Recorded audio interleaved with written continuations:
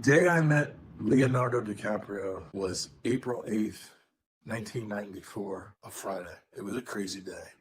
It started off great for me.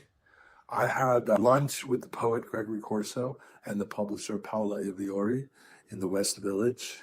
And then we went to Paola's house to smoke some hashish that she brought back from Morocco, which was really lovely.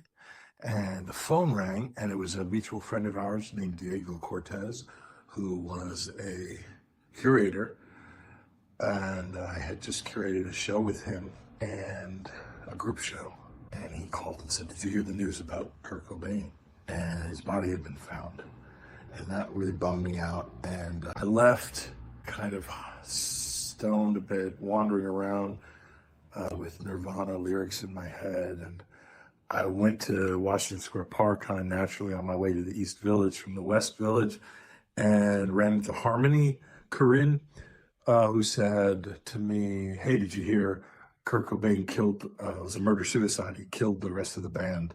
You know, it was like a fucking sick joke. And he was there with Larry Clark, the photographer and soon-to-be director of the movie Kids, which they were filming later that summer. And Harmony was always a little prick. And I just walked away and just was kind of disgusted by the whole heartlessness of the joke. And I was walking towards St. Mark's Church to meet up with Mario Mezzacapa, who was the intern there at the Poetry Project and the drummer in the band Pen Pal. And on the way there, I noticed that there was cars from the 1960s and people mulling around, and I realized they were filming something, period piece. And I asked somebody who was standing at the corner, kind of like an assistant PA or whatever, and he said, "Oh, they're filming the Basketball Diaries."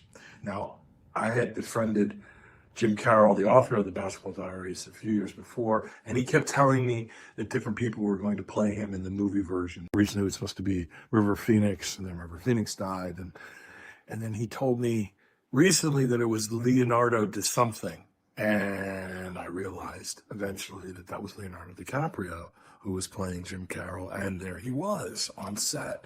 So in between action and cut, he went to his trailer. I walked over to it. It was right there, down from Bowery, near the church in that weird little area. I forget what street that is, but it's that weird area that kind of cuts and then ends up at St. Mark's Church. I don't know if that's 10th Street. I think it is 10th Street. Anyway, I just walked up to him. He was kind of standing outside of his trailer, and I introduced myself. I said that I knew Jim, and I think I was in between apartments at the time, or had I moved to 9th Street? I don't know. When I didn't have an apartment, I would kind of go back and stay with Alan Ginsberg at 437 East 12th Street. So I may have said that I was, staying at Alan's place, and he said, "Could you introduce me to him?" And I said, "Sure." And he gave me his phone number, or he told me what hotel he was staying at, and we agreed to hang out later. And I said, "Did you hear about Kurt Cobain?" He said, "Yeah, it really sucks." But then he kind of realized he had to get back to work, and that was the end of our brief conversation. Subsequently from then, we started hanging out at places like Spy Bar. Kind of almost every night I would see him for a certain period of time in 94 and 95.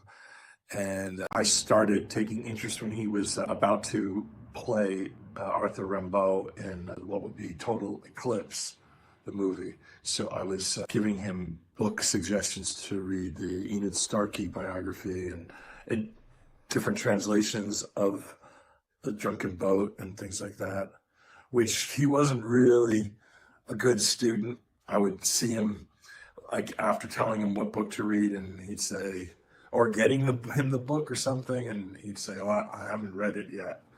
But I think maybe I shouldn't read too many poems, because I should, if I'm going to be playing someone who's writing the poems, I shouldn't know what they are ahead of time," which was just a cop-out, I thought.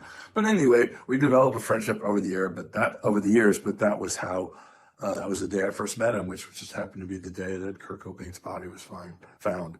And later that night, I went to see my friend Lee Ronaldo from Sonic Youth play at the Old Knitting Factory with William Hooker, I think, on drums. And that was really kind of moving. And at one point, Lee kept on saying, I love myself better than you. I love myself better than you. And just wailing the guitar. It was kind of cathartic and sad. And it was just I mean, I know now it looks like this great cultural moment of the 90s, but it was just a day, and a kind of beautiful sunny day, as I remember, a beautiful spring day. But it was tinged with this sadness that Kurt Cobain was dead.